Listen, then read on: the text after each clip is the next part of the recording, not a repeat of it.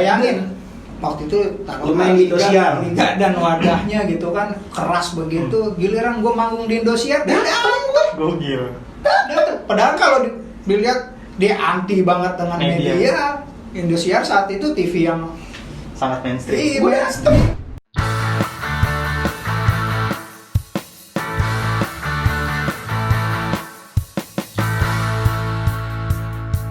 Kalaulah ada band yang saat itu gua harapkan muncul di TV, itu tentu adalah Sekali, dan Sekali nggak nongol-nongol. Kalau gue sama kayak beginian kali ya, udah biarin jadi Sekali oke, begini udah nggak penting udah. Ini gua juga hal yang tadi lu jelasin untuk rekaman apa segala macam, hal yang gua sesalin dari dulu, dari tahun 98 tuh harusnya Sekali udah rekaman. 98. Anjir, tapi nggak kepake pertanyaan. Harusnya 98 udah rekaman. Kan gue udah bilang nih, kita nanyanya satu aja deh, biarin aja mereka cerita sendiri deh gitu. Kita setiap pertunjukan tuh kumpulin duit buat manggung. Ada salah satu orang yang dulu megang Sekali, si Joni dulu sempet titip duitnya di Joni, Jon pegang duit Sekali nih buat rekaman. Gua Joni Cawang ya? Joni Cawang yang sekarang operatornya apa Seringai apa betul gitu. Di lalanya gue ditangkap polisi. Ditangkap polisi. Boy,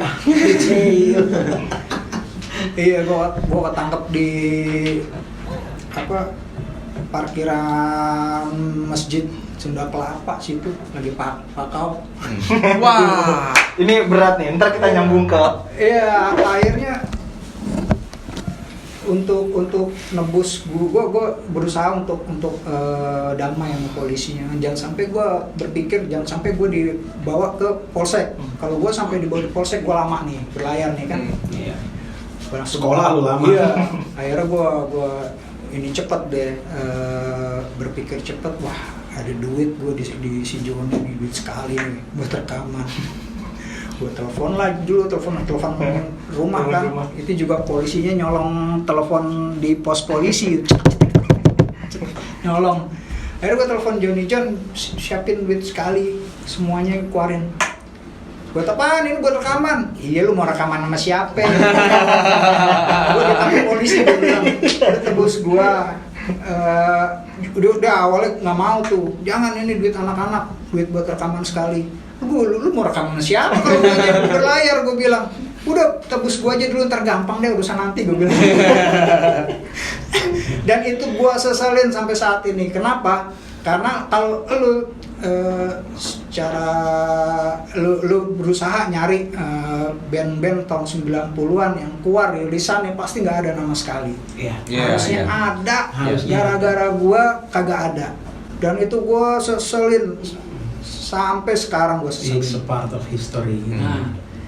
Dan ya 2002 akhirnya karena gue kesulitan udah nggak bisa menghandle diri gue sendiri gitu, akhirnya gue dibuang ke luar kota Cikampek. Iya, gue balik lagi, ceritanya udah sembuh nih, udah sehat nih, dan gue emang udah dendam tuh Sekali harus rekaman, harus, gue bilang susah dah, gue datang soalnya gini, gue kumpulin personil lagi tuh susah, mereka pada nggak percaya sama gue, gitu, ayo ngeband lagi yuk, ya terus tangkap polisi lagi. Semua personil Sekali gue hubungin, kagak dia mau. Sampai si Joni sendiri, gue cerita sama Jon, gue mau buat Sekali lagi nih. Ah lu saus tomat sih, sebulan tobat sebulan kumat. Saus tomat. Sebab gue nggak pernah berhenti lebih dari 9 hari. Paling banter 9 hari udah gue pakai lagi gitu kan. Akhirnya anak-anak udah kesel sama gue, ngejauhin gue segala macem. Dan balik lagi terus usaha untuk meyakinkan anak-anak untuk ngeband lagi sama gue, nggak ada yang mau, susah banget. Akhirnya gue buktiin tuh kalau gue udah orang bener nih. Kalau gue udah bener tapi belum orang dia. Gue masih mabok sih, masih minum, masih apa, tapi udah nggak pakau lah gitu. Akhirnya anak-anak mulai percaya, mulai bentuk Sekali lagi pelan-pelan. 2005 ya Lik ya, mulai album, langsung bikin album 2007-nya. Tarik mundur dulu nih sebentar nih. Kita tarik mundur dulu. dari era 96 sampai 2000 itu pernah nggak sih sekali itu ditawarin, kan lagi booming nih, Pernah. major label nih, Pernah. nyari band-band ska, pernah nggak sih ditawarin? Pernah, cuman emang saat itu berpikiran kan emang label-label justru Salah satunya Ska Klinik. label-label justru gencar nyari band itu. Iya. Satu gencar, dan berapa kali sekali diajakin, gue dilema sih saat itu mau terima, tapi gimana, sekali kan udah punya lagu Seksi Molly, lagu terus ada History of Our Life. udah ada saat itu. Pengen gue major label gitu kan, cuma gue berpikir kalau gue terima pasti Konsekuensi. anak-anak berantem nih di bawah nih, entah yang pro sama gue berantem sama yang kontra, udah pasti tuh. Dan nggak usah jauh-jauh deh ke tongkrongan banyak anak-anak gitu. Tongkrongan gue sendiri pasti gue dimusuhin gitu. Tapi emang idealis itu dulu sekali. Sebenarnya sih enggak, cuman karena keadaan aja. Kan seperti Liga tadi Sama bilang. gue juga begitu. Kalau Karena keadaan sebenarnya. kalau orang dulu tuh yang band punya subkultur di belakang, pasti mereka tuh Pride banget. punya Iya. pride sendiri tuh. Iya, kayak gue nggak mau, gue misalnya skinhead nih, gue ada band gue suka band di yang lokal nih sekali misalnya, atau Fiska, gue nggak mau mereka rekaman major label jadi kemana-mana. Dia punya prinsip kayak gitu tuh. Kalau sampai gue berpikir kalau sampai gue terima, pasti perang besar nih anak-anak nih, terutama di tongkrongan gue sendiri gitu. Nah tapi pas di era itu lu sempat memerangi orang-orang yang masuk label nggak sih major? Kalau memerangi sih enggak, kalau itu sih sebenarnya kolektif aja gitu. Kolektif ketongkrongan kalau itu sih. Tongkrongan. Karena kan Bukan tongkrongan hanya- gue nih misalnya Gamung ya, gue nongkrong di Gamung Studio gitu. Nah dikenalnya jadinya dulu anak-anak tongkrongan gue tuh anak Gamung gitu. Kita tuh ngeling gitu sama Pejaten, sama Normal, sama Sip Gang. Jadi kalau ada apa-apa, callingan semua. Itu, ini ada begini, berangkat. Jadi nggak bermaksud sebenarnya secara pribadi untuk merangin apa, enggak. Ya itu kejadian Youth Center gimana? Di Nah, center itu kan kolektif aja tadi dia bilang. kejadian gitu. Nah kemarin udah ngejelasin, jadi ada lu gitu kan. Kalau dari episode kemarin Iya. Jadi gimana, coba ceritain dulu nih. ngapain? cerita aja nggak apa-apa. Kamu terdakwa. Cerita kamu. Emang gue tahu acara hari itu di center bakal ada kejadian gitu. Oh. Dan udah gua tahu. ada juga di situ saat itu. Lu ada? Gua ada di situ. Gua ingat lu pakai baju putih. Baju putih, gua ingat pakai jas putih, baju putih. Sempak lo jangan putih juga. Jadi memang Jadi memang rame saat itu gitu loh. Tapi kan gua kan bukan bagian dari geng-gengan mereka gitu loh. Mereka abang-abang lagi pada berantem gitu. Gua mikirnya gitu. Gue tahu dari rumah tuh sebenarnya saat itu gue menolak datang sebenarnya, menolak datang, cuma abang-abangan lah di tongkrongan, kagak lu datang lo, ya udahlah, Lahan lu nih, sawah lu nih gitu ya. datang lah gitu. Soalnya saat itu emang sekali nggak manggung gitu kan, pikir gue buat apa gue datang, tapi datang, udah begini ya. Saat itu untuk gue datang ke acara yang gue main sendiri itu pasti berlarut-larut gue datang. Kenapa? Karena gue cari pakawan dulu, itu dulu, ya kan, berlarut. Ketimbang gue datang ke tempat yang gue nggak manggung, terus gue belum dapat tahu kan? Penyemangat. Tahu kan? Yang ada kacau nanti gue di sana. Tapi karena ya begitulah, anak-anak udah rame, datang ya udah, gue datang. Kejadiannya sebenarnya nggak emang gue niat mau, oh gue ada band ini gue mau ini, enggak gitu. Kejadiannya lebih tepatnya kronologinya gue lagi di depan panggung. Ini panggung kebetulan panggung sedagu gue.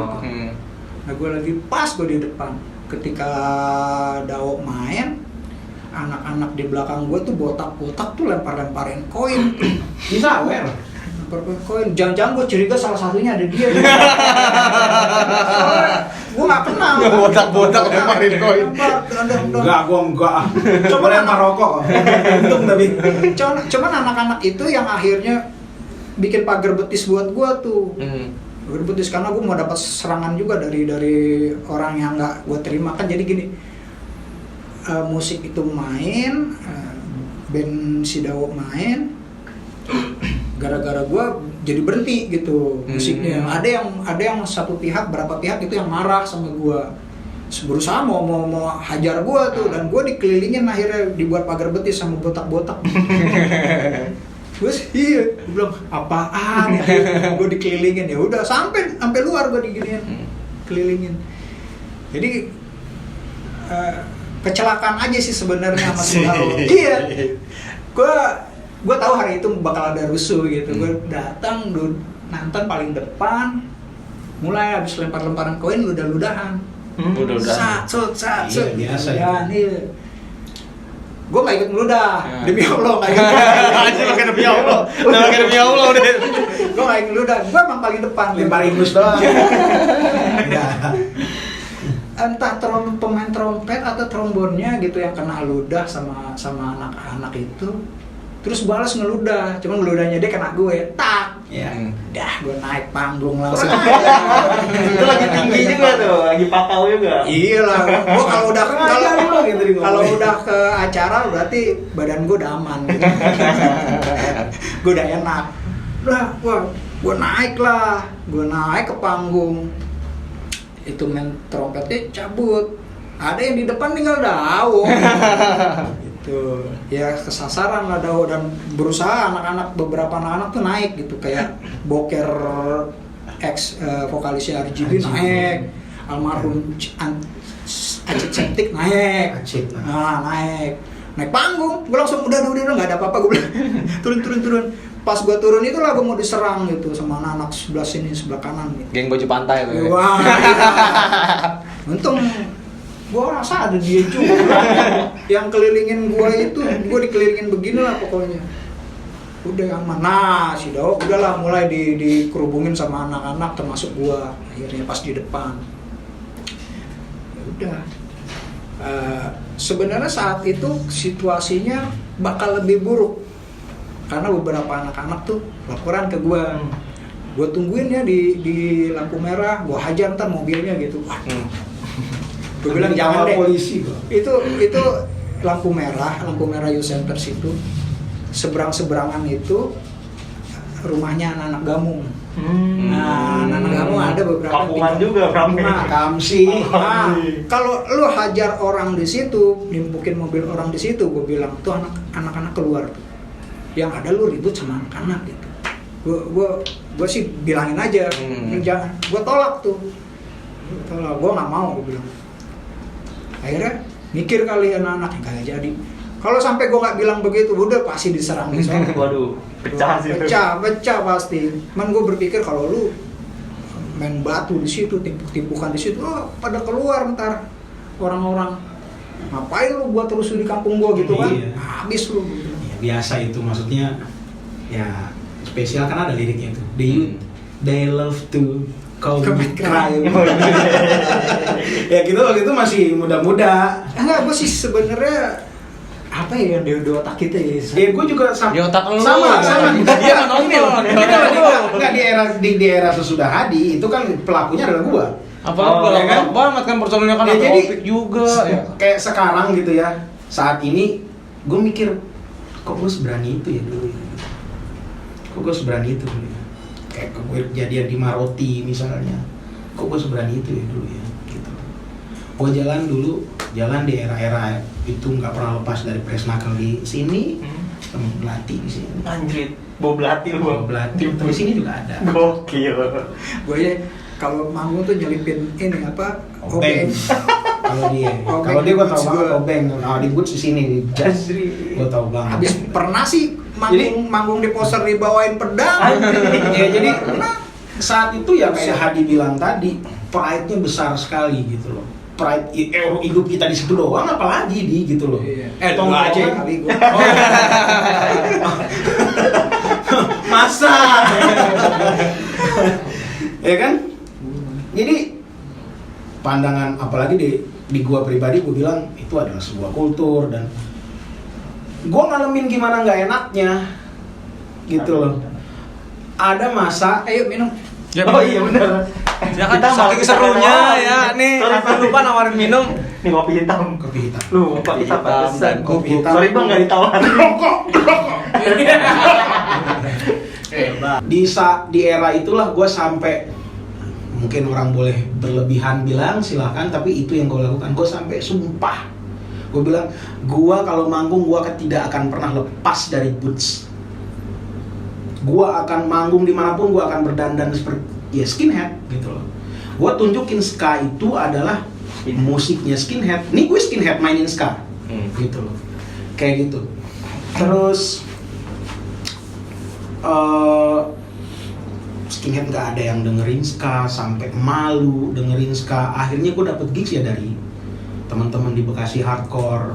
Itu orang-orang yang kalau gue bilang itu adalah first family gue gitu loh. Anak-anak di Bekasi hardcore itu adalah first family gue yang ngasih mereka bawain ya kayak Hadi bilang tadi masih zaman ngover lagu orang, mereka bawain Warzone, Integrity apa segala macam. Gue bawain chat gitu lah kayak gitu. Desmond Dekker Kayak gitu. Dan ada satu kata-kata yang selalu gue sebut kalau katanya Aji itu magic word. Gue tahu saat itu musik gue nggak skinhead reggae nggak seperti yang Fiska bawakan, tapi supaya membangun image bahwa ska yang dibawa, musik ska yang dibawa, membangun kembali ya dia setelah hancur berantakan, membangun kembali image bahwa ska itu is a skinhead things gitu loh. Setiap awal manggung gue pasti selalu ngomong it's time for the real skinhead reggae bands. Padahal gue nggak mainin skinhead reggae saat itu, belum saat itu gitu loh. Kayak begitu gitu. membangun image Dan terbentuk di situ. Kan gue menganalisa keadaan. Makanya tadi Hadi, kenapa kita bisa keras seperti itu? Karena keadaan. Oh iya. Oh, kayak seniman mau nih kalau gitu nih, kalau yang pakai. Jadi gue kan menganalisa keadaan ya kan. Kenapa ska jadi begini? Oh, karena dieksploitasi sama media mainstream, major label dan segala macamnya. So, apapun yang Fiska lakukan saat itu adalah opposite of that. Apapun yang Fiska lakukan dalam bermusik saat itu adalah lawan dari hal itu. Kita nggak mau masuk radio, nggak mau diinterview sama masuk major label dan segala macamnya. Waktu mau proklamirkan wadah gilanya dulu tuh, yang sampai jadi heboh. wadah gilanya. Malamnya apa berapa malamnya gitu ngomong dulu sama gua gitu kan. Gua mau begini. Izin sama bapak lah, ya kan, tenang pak, bapak nggak bakal saya colek, tenang aja. Cuman kan gua nggak gila lu, gua bilang. Dia bilang gitu, lu gila lu. Dia akan bilang lu akan bertarung sama ini, sama ini. Konsekuensinya lu begini. Konsekuensinya. Dan dia juga sudah ngomong, lu bakal ditunggangin. Udah gua bilangin, hati-hati lu. Hati-hati lu bakal ditunggangin. Dan itu beneran terjadi loh. Itu terjadi gitu. Kan gua udah nanti duluan, kita bahas. gua udah Dia duluan duluan di gitu kan. gua tahu. Dia udah tahu kan. Perilaku. Gua saat itu lagi Keras. susah dinasihatin, pride gua udah gila Dia gitu. gua lihat nih idealisme gua begini gitu. Gua juga ya udahlah, terserah lu. Nggak mungkin juga gua nyetop pikirannya dia kan. Biarinin aja akhirnya. Karena gua pikir juga gue butuh orang-orang kayak modelan dia nih, ya modelan kayak Semar gini kan. Semar, garing. Gue butuh orang-orang kayak dia ini, karena ketika nanti gue nggak mampu melawan semua yang dia sebut media itu, ada counter dari dia gitu kan. Jadi gue berpikir, dan sebenarnya gini, gue nggak perlu juga nyetop dia, ya udahlah. Nah, hal itu, keantian sikap yang kayak tadi lah gitu, yang anti sama media mainstream apa segala macam itu, hal itulah yang membuat panitia Jakarta Bersatu tertarik untuk bikin gua main di acara mereka. Saat itu saat Jakarta Bersatu itu sebenarnya dulu udah ada gitu ya. Ya itu kayak sebenarnya itu acara biasa, jadi acara band-band Jakarta dimainin bareng gitu ya kan, konsepnya begitu. Tapi kemudian di kemudian hari dengan perkembangan pemikiran orang-orang di komunitas punk, terutama ada DIY punk dan segala macam, ya mereka ada syarat-syarat band untuk band yang main di sana, kayak misalnya harus sudah punya karya minimal kompilasi, terus nggak mau masuk media, bukan media tapi major label gitu. Kalau media gue yang nekenin gitu, malah gue yang nekenin gitu, kayak gitu. Karena kan selain di kita juga ada ska klinik, ada punk klinik, dan semua anak-anak cuma dibohongin doang saat itu. Sama klinik. Sama klinik. Ada skinhead klinik, ada skinhead nongkrong di apotik. Nah gitu. Nah itu yang bikin mereka tertarik sama gua gitu. Dan itu pun gua bukan dengan cara yang mudah. Gua dipilih, harus memilih saat itu. Zaman itu ada 2 acara yang besar, GMU Jayabaya sama Jakarta Bersatu. Gua deal dua-duanya. Malam gua ditelepon sama KR, Idiot. Lu pilih yang mana? Anak-anak bakal ada yang datang ke sana nanti. Gue pengen lihat DIY lu di mana gitu.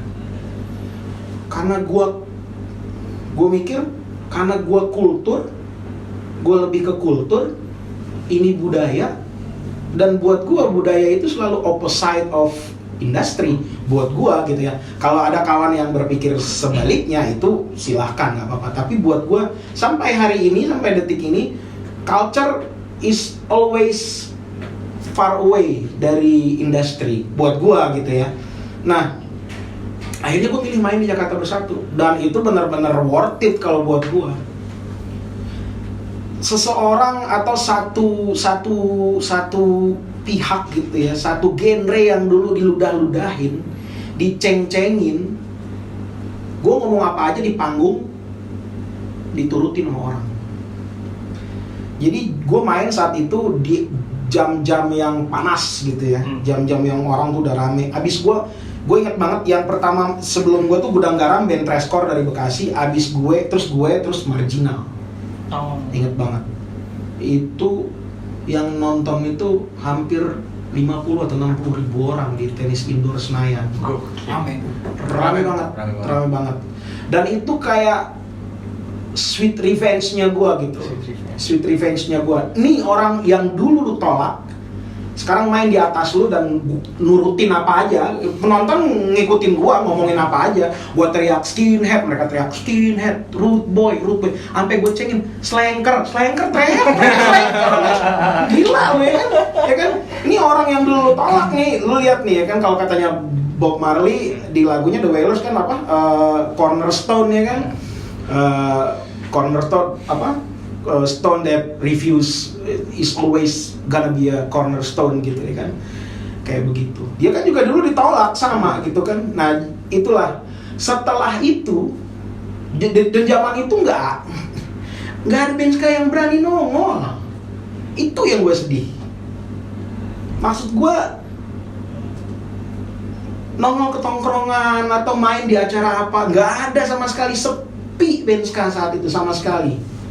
Gitu loh. Sebenarnya lagi vakum ya.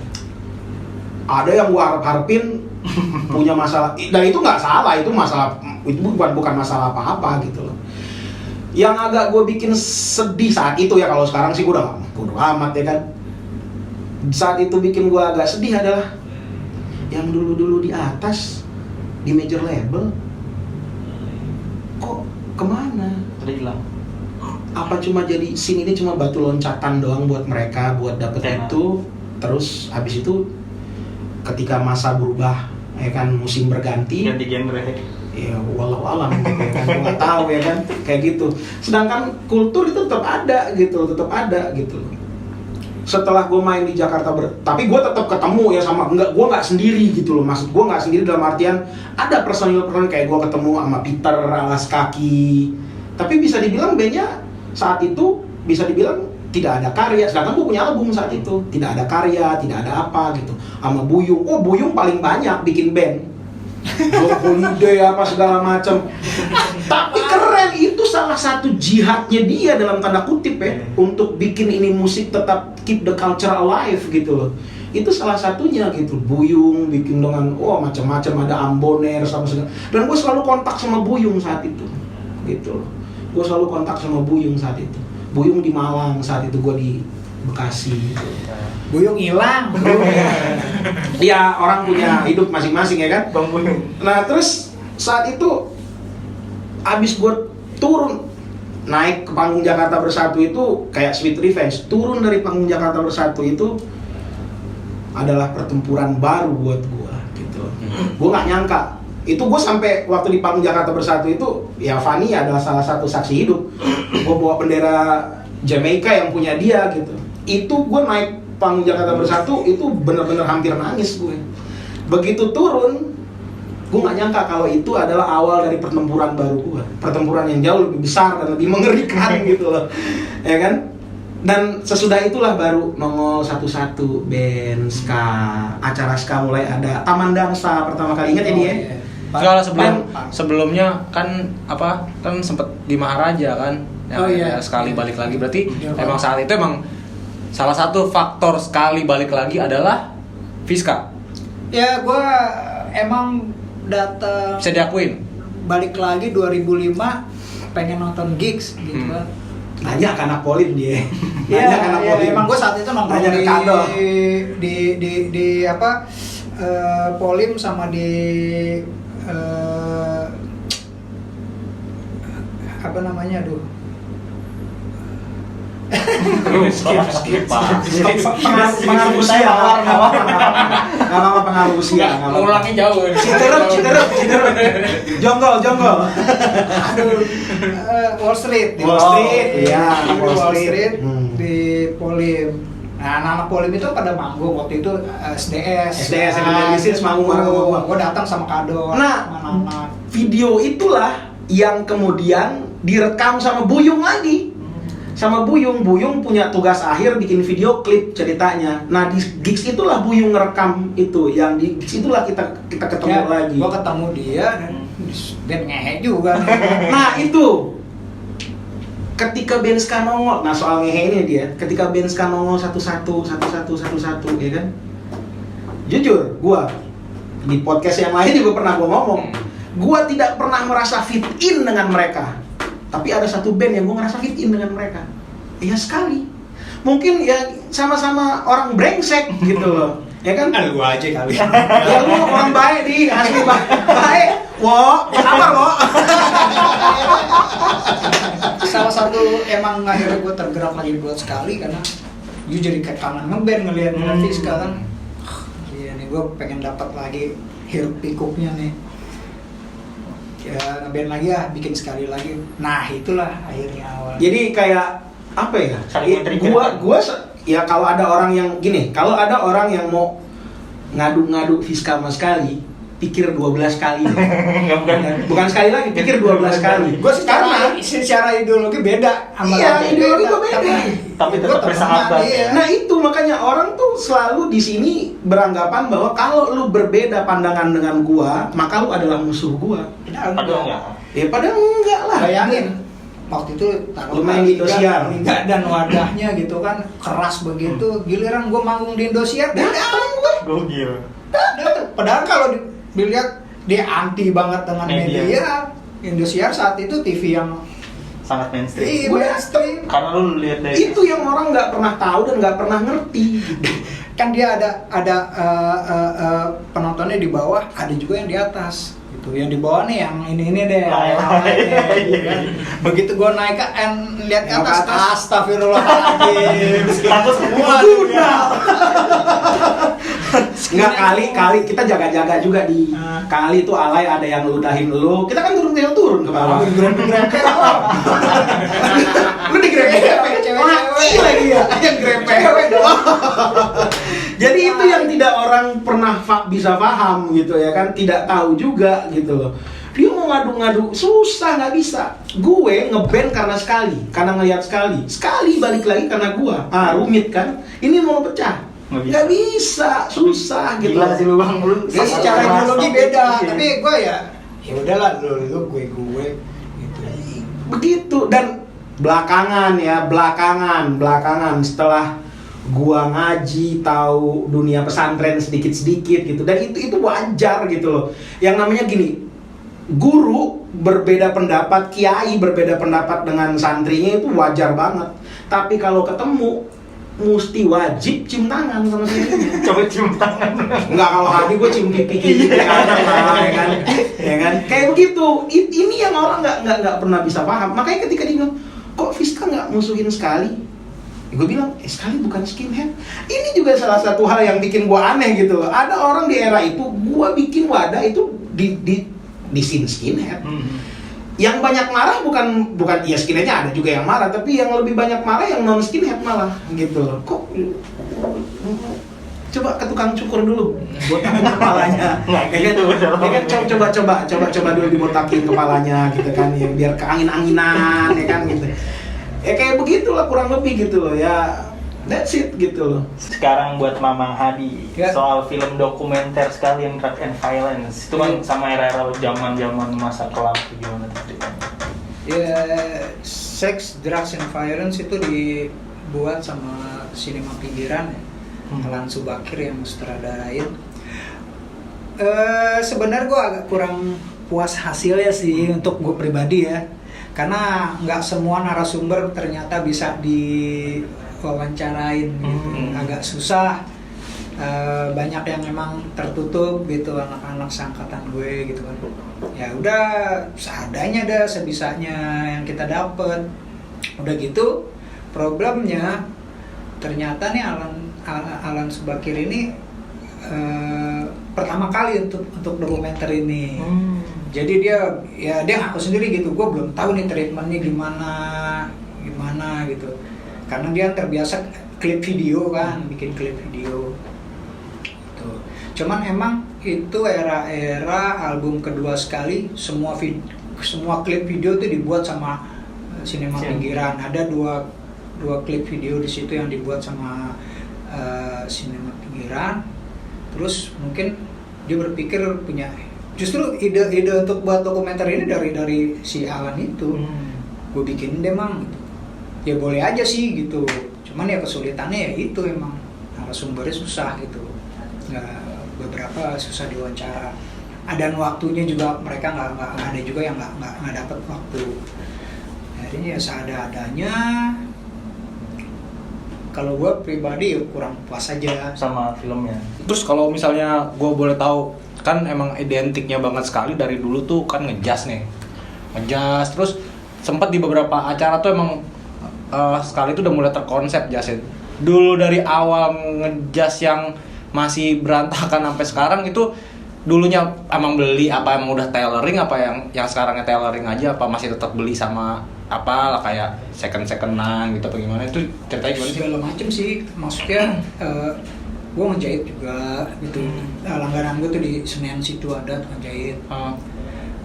Beli bekas juga ada gitu. Sedapatnya Bekas gua tapi kegedean kali itu. Gue perut model. Beda. perut Ricky Ricardo ya. Ya sedapatnya aja, nggak gue mesti di sini gitu, enggak. Kalau lagi punya duit lebihan ya gue bikin aja gitu. Tapi emang budget itu bisa budget buat bikin jas itu dari hasil manggung atau gimana? Enggak. Dari nyolong sih. Tetap ya dia. Ada beberapa emang di ini dari budgeting sekali tuh buat kostum gitu. Dulu sih ya, sekarang gue udah nggak mikirin kostum lagi gitu. Tapi emang dari dulu walaupun anak-anak ngejazz gitu, gue nggak bermaksud untuk nyeragamin semua personil gue paling anti soalnya kalau soal seragamin personil gitu. Habis gue berpikir masing-masing orang tuh punya sendiri, ya gaya sendiri gitu. Gue nggak boleh menyeragamkan orang gitu. Jadi terserah aja lu, yang penting ngejazz gitu. Tapi jazznya mau gimana ya terserah lu gitu. Kayak kalau lu lihat zaman dulu sekali ada aja yang ngejazz aneh-aneh gitu.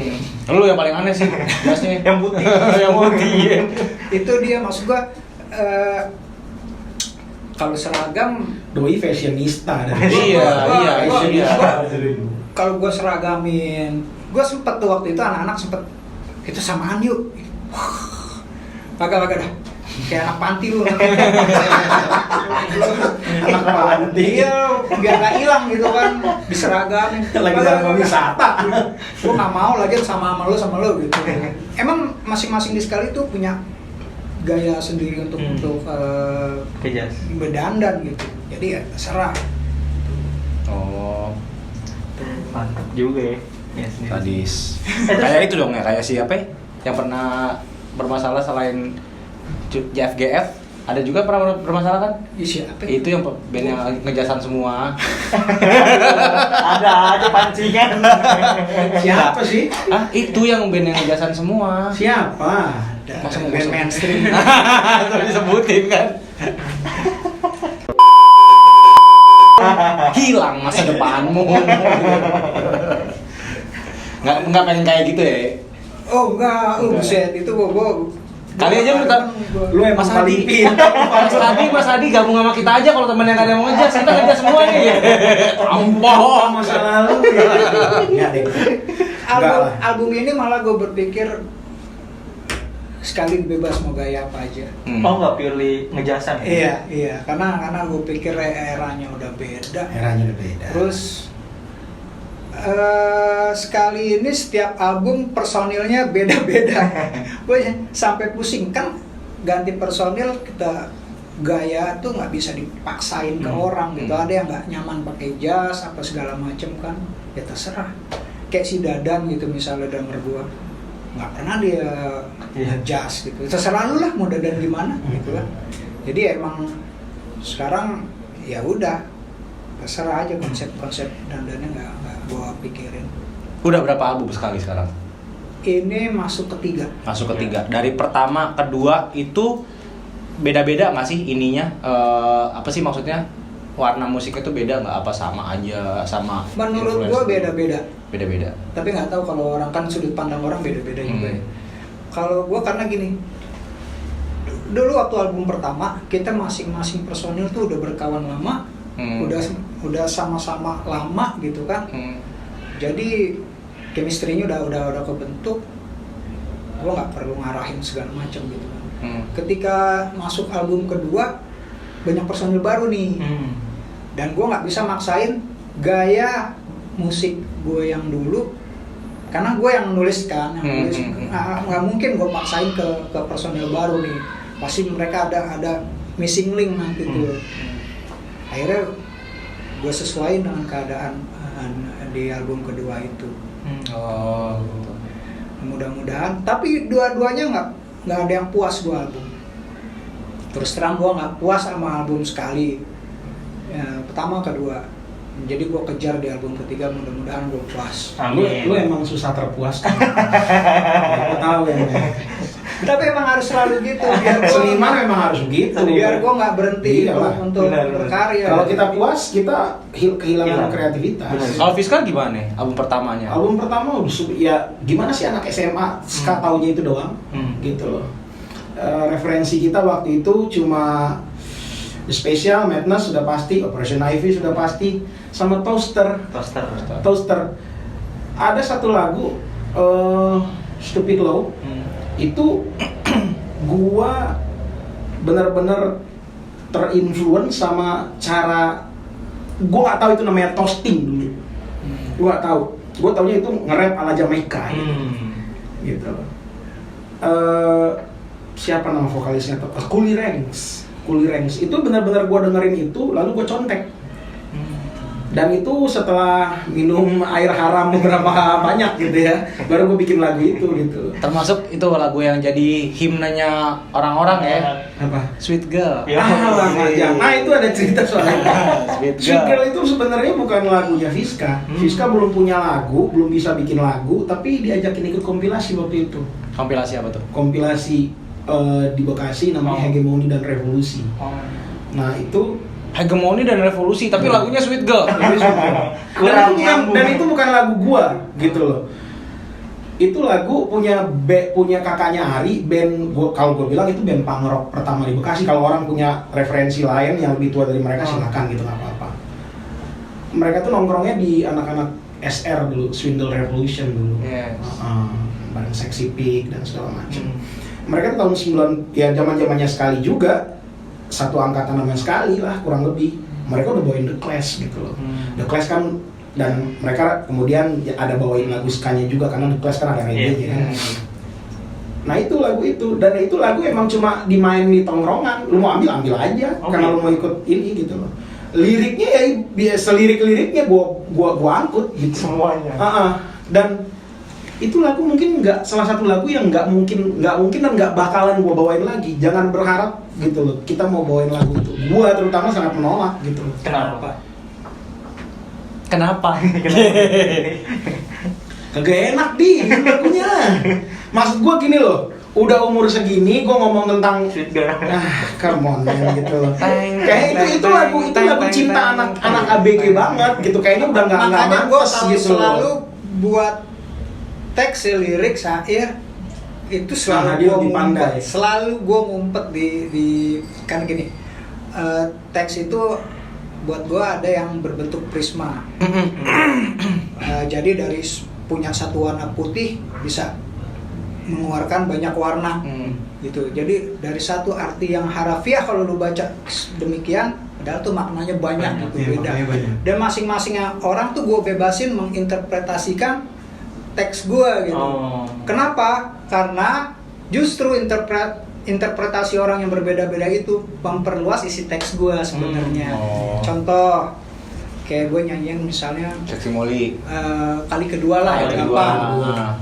Beberapa orang, wah gue banget nih, ini lagu cinta nih, begini-begini. Syah aja ya, gue nggak ini karena emang.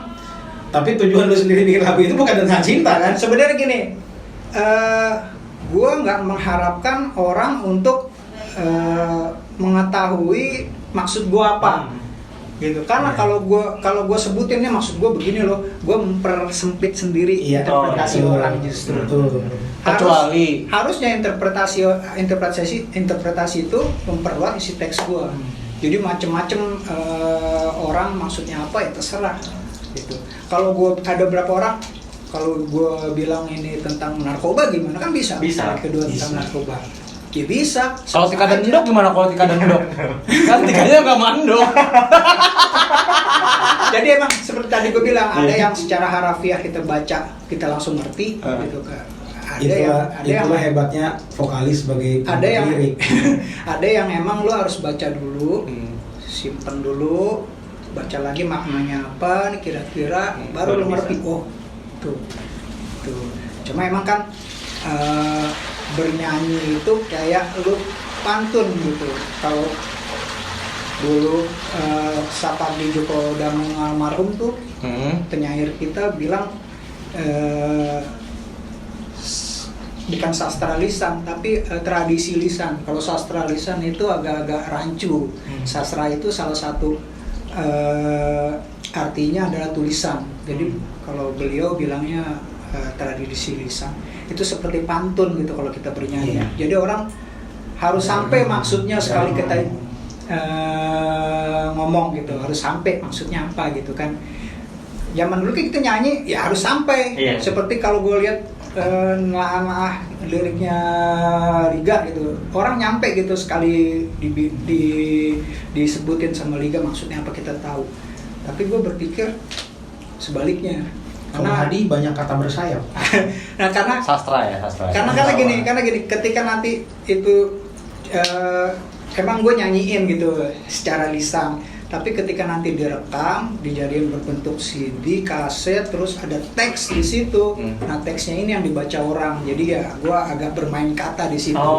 Interpretasinya beda-beda. Jadi gue membebaskan orang menginterpretasikan sendiri-sendiri. Nah terus kalau sekarang nih fenomena-fenomena sekarang tentang senioritas di sini gimana sih? Karena dari dulu sih emang udah ada, tapi sekarang tuh ada aja slogan-slogan yang ya gaib lah kalau dibilang lah. Nah kalau menurut lo berdua gimana sih? Hadi dulu. Monggo. Bisa nggak? Iya kan kalau di ska kan ada Prince nganu, kalau di Skinhead ada Skinhead nganu gitu kan. Ya gue sih bingung. Kalau ada orang yang julukin dirinya sendiri sih gue agak bingung gitu.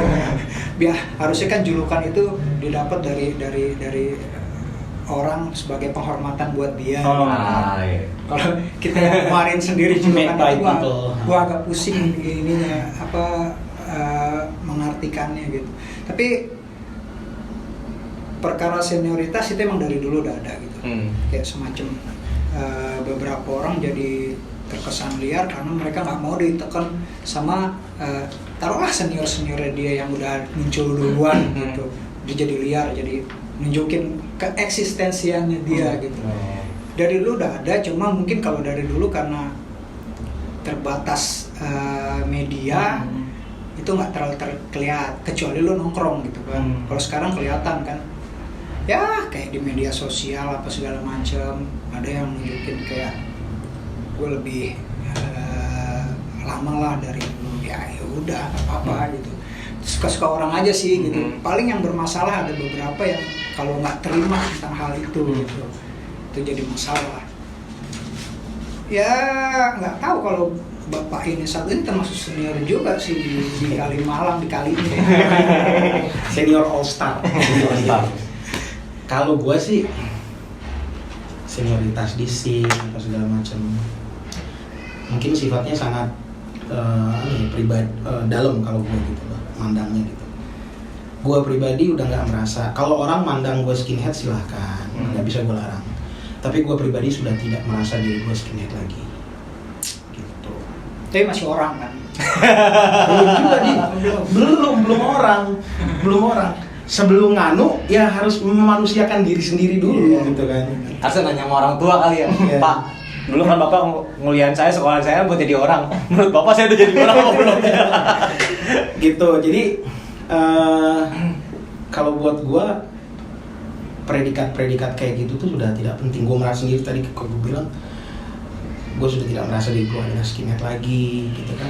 Tapi kalau orang masih nganggap gue skinhead ya monggo silahkan, nggak apa-apa. Kenyataannya gue pakai sarung, datang ke acara gue pakai sarung, gue pakai peci, orang tetap mandang oh ini liga skinhead gitu. Bajunya Chromex tapi. Baju kan cuma baju ya kan, apa artinya ya kan? Artinya adalah 450.000 baju luar ya kan gitu. Ori nggak tuh?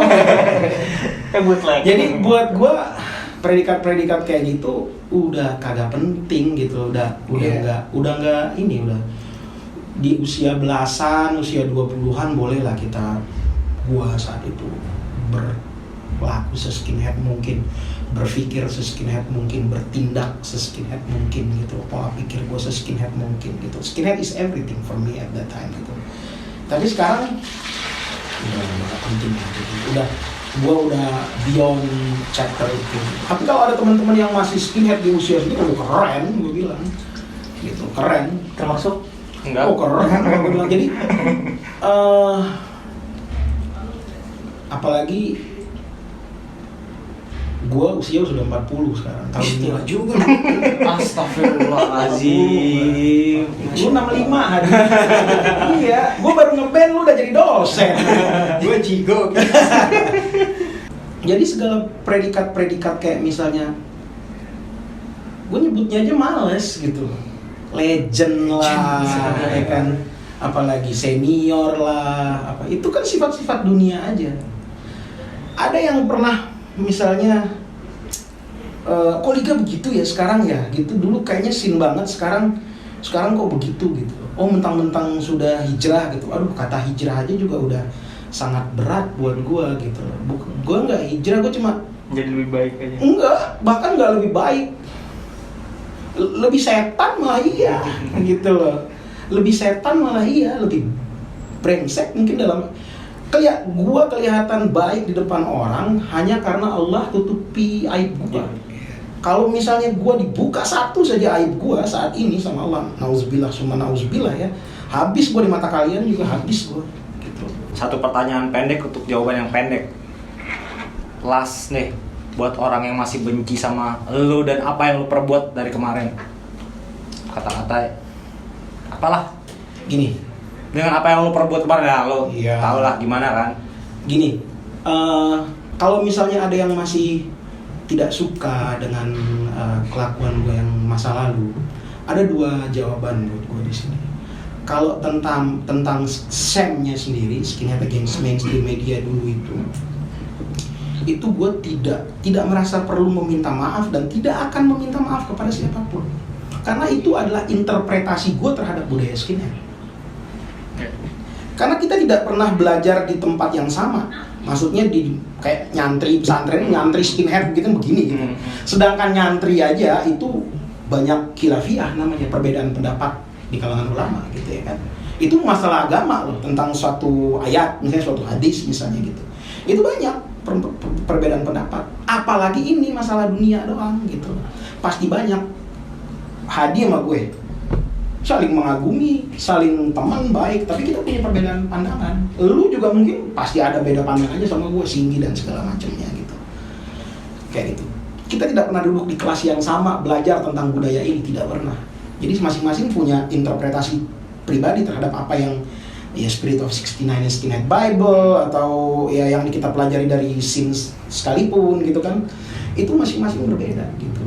Silahkan, nggak apa-apa, itu hal yang normal gitu. Gue tidak akan pernah minta maaf soal itu. Tapi kalau praktek dari apa yang gue pernah lakukan dulu yang based on idealisme gue dulu, itu gue benar-benar minta maaf kalau pernah nyakitin orang, pernah bikin, mungkin kita orangnya nggak ngomong tapi sakit hati, tersinggung. Itu manusianya Liga gitu. Itu manusianya Liga. Satu hal yang gue minta adalah tolong jangan tuntut gue di akhirat nanti tentang hal itu, karena nanti kata Rasulullah di akhirat itu ada orang-orang yang bangkrut. Ada orang-orang yang bangkrut, dia amalnya banyak, harusnya masuk surga. Gua nih, harusnya gua masuk surga. Oh, gua ngaji, gua ini, gua dekat sama ulama ya segala macam. Tahu-tahu Hadi, udah masuk surga lu kata malaikat. Hadi nyamperin gua. Lu pernah nyakitin gue dulu, kata malaikat. Ambil. Oh iya, ambil pahala puasanya. Datang lagi Singgi, begitu juga datang lu, ambil pahala zakatnya, pahala ininya. Akhirnya gua bangkrut, gua masuk neraka. Nauzubillah gitu. Tolong jangan tuntut gua. Itu yang gua iniin gitu. Tapi tidak mungkin. Gua juga ada keterbatasan dalam waktu sebagai manusia gitu. Nah, di sini gua di podcast ini gua dengan rendah hati minta maaf kalau ada dulu sifatnya yang pribadi gua menyakiti ya. Gitu. Tapi kalau misalnya soal idealistiknya, gue tidak merasa itu. Bagaimana mungkin lo harus meminta maaf tentang pemikiran lo? Iya, benar. Tidak mungkin kayak begitu. Bahkan gue sendiri nggak bisa nyetop pemikiran gue sendiri. Nah, biarin aja. kayak misalnya juga ada yang baper misalnya dengan kata-kata gue sesudah gue jangan disebut hijrah lah. Itu berat banget. Gue tuh cuma ditampar sama Allah, lalu gue agak ngeh sedikit gitu. Gitu. Atau kayak misalnya gue berbicara tentang komunitas itu, begitu buruknya komunitas itu, sin itu adalah kayak misalnya kubangan lumpur buat gue, itu buat gue pribadi. Memang disitulah gue berbuat dosa apa segala macam gitu. Emang gue jelek di situ gitu. Tapi gue tidak menyalahkan sin. Gue sebenarnya adalah sedang menyalahkan diri gue gitu. Menyalahkan diri gue, betapa bodohnya gue dulu begitu, seperti itu gitu. Tapi kalau masih baper juga, gue akhirnya harus pakai kata-katanya Sayyidina Rasulullah sendiri gitu. Bahwa jangankan sin, dunia ini semua seisinya itu lebih hina daripada bangkai kambing yang cacat kupingnya. Gitu. Jadi buat apa mati-matian ngejar gituan, predikat-predikat legend lah, predikat apalah, sudah tidak penting buat gue. Yang penting buat gue sekarang adalah bisa kumpul sama teman-teman yang baik, ya kan, dalam keadaan yang baik, suasana yang baik. Gue pengen bikin album terakhir sama album terakhirnya Fiska, sama gigs terakhirnya Fiska. Gue musik director. Oh iya. Hadi adalah musik directornya Fiska. Gitu loh. Udah, habis itu kita akan berhenti, bener-bener stop ngeband, ya sudah gitu. Selesai gitu loh. Kayak begitu gitu. Mang, ada yang mau diinin nggak? Sayang juga. Ya, gue juga dari mulai awal sekali berkecimpung ya, banyak lah kontra sama orang gitu. Beberapa bahkan ya lumayan hebat dan mengakar kayaknya sampai sekarang. Tapi gue berusaha untuk meminta maaf gitu. Kalau gue ingat dan ketemu di mana gitu, gue selalu ya contohnya Dao gitu. Kemarin gue sempet pertama kali ketemu Dao, gue minta maaf sama Dao. Dan beberapa lain gitu gue minta maaf gitu. Kalau gue ingat kalau misalnya kayak ketemu sama Utai gitu, iya, gue minta maaf. Minta maaf Dan gue belum minta maaf sebenarnya, Utainya sudah maafin duluan. Mantap. Utai sudah maafin duluan. Gue tidak pernah minta maaf, belum sempat. Terakhir gue ketemu sama dia di UP, sama beliau di UP, Utai bilang kita dulu pernah berbeda tapi semua itu udah lewat, udah gue kubur dalam-dalam. Gitu. Sampai Fani boleh tanya, lu boleh tanya sama Fani saksi hidupnya.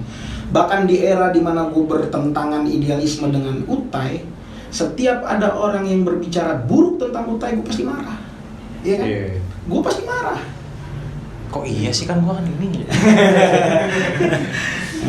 ya kalau gue juga ya beberapa yang ada yang woles lah kayak Dao gitu. Ada beberapa juga yang masih ya, baper. nerima keadaan saat itu. Ada berapa juga yang masih baper gitu. Ya gue bingung juga kalau yang masih baper, gue bingung ngatasinnya gitu. Yang penting gue udah ngomong. Kalaupun gue belum sempat ketemu orangnya atau gimana ya, di podcast ini ya gue minta maaf. Ya, mudah-mudahan ada yang nonton ya. Gila nih abang-abang keren banget. Gokil gua. Oke, mungkin sampai sini aja kita ngobrol sama Liga, juga sama Mamang Hadi dari Sekali dan Liga dari Fiska. Duduk santai di pohon jengkol. Cakep. Udah gitu aja sih. Iya. Mau diterusin? Tonton episode selanjutnya. Tetap di Ngopis bersama gua dan Singgi. Yo, sampai ketemu lagi. Thank you bang. Keren banget. Gila.